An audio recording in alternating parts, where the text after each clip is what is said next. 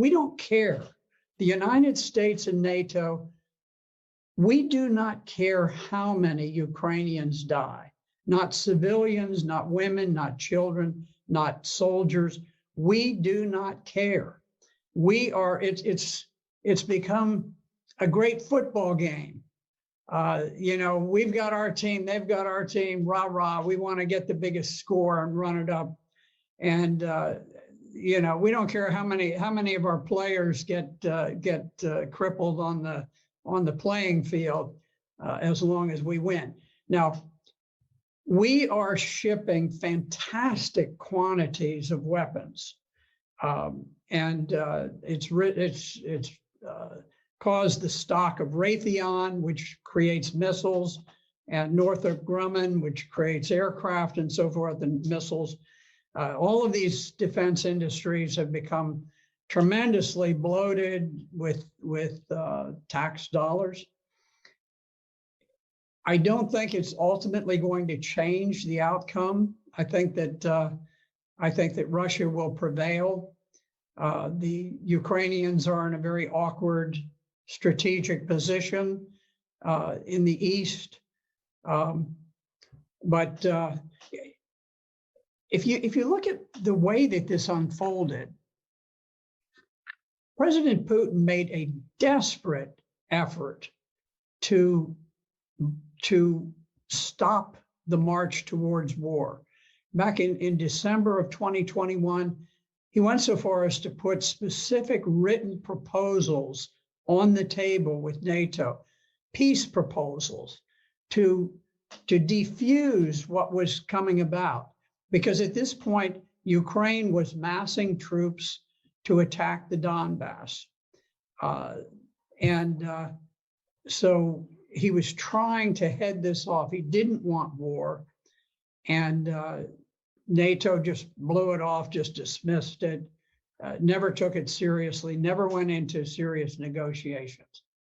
At that point, Putin, seeing that armed Ukrainians with weapons to kill Russian troops were literally on their borders, decided he had to strike first. Now, you could see that this was not some pre-planned attack. This was not like Hitler's attack into Poland, where the standard rule of thumb is that you always have a 3-to-1 advantage when you are the attacker. You have to mass 3 times as many tanks and artillery and planes and men as the other side has. In fact, when Russia went in, they went in sort of with what they had, what they could cobble together on short notice, and they were outnumbered by the Ukrainian forces. The Ukrainian forces had about 250,000. The Russians had perhaps 160,000. So instead of having 3 times as many, they actually had fewer troops than the Ukrainians, but they were forced to attack to try to preempt the battle that was looming, where the Ukrainians had massed these forces against the Donbass. Now, the Donbass is adjacent to Russia.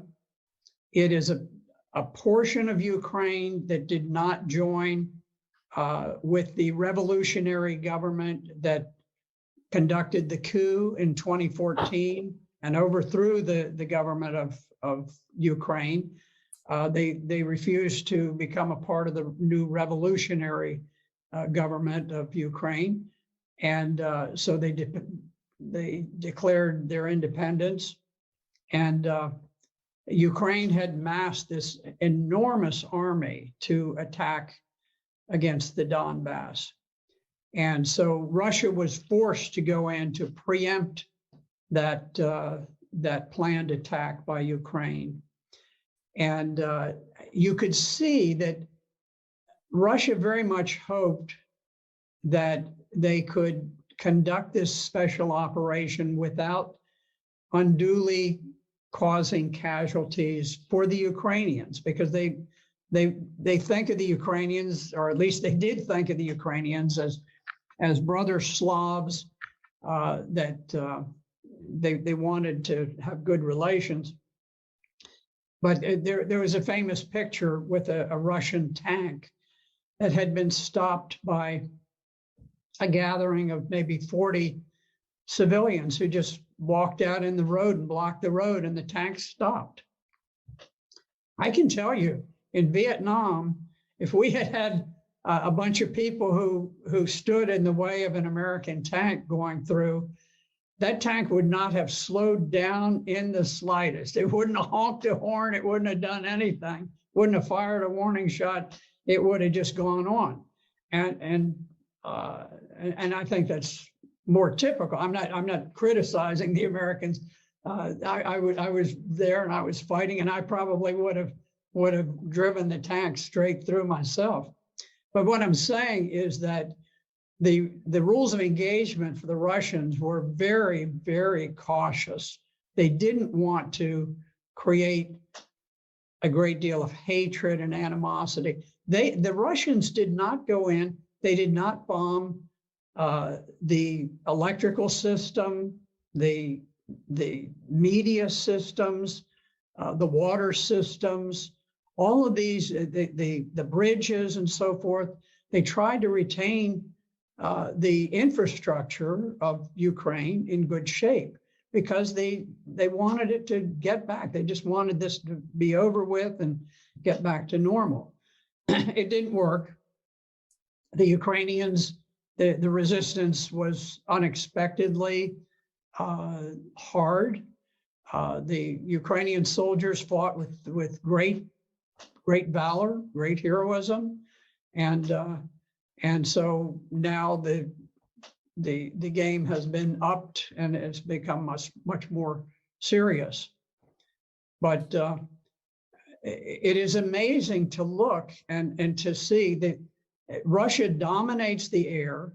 They haven't knocked out the train systems. They haven't knocked out power plants.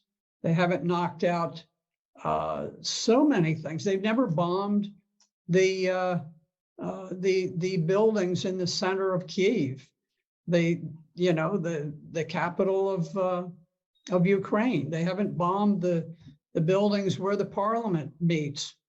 They've been incredibly reserved about these things, hoping against hope that peace could be achieved. But I don't think Ukraine has anything to do with the decision about peace or war. I think the decision about peace or war is made in Washington, D.C. As long as we want the war to continue, we will fight that war using Ukrainians as proxies, and we will fight it to the last Ukrainian death.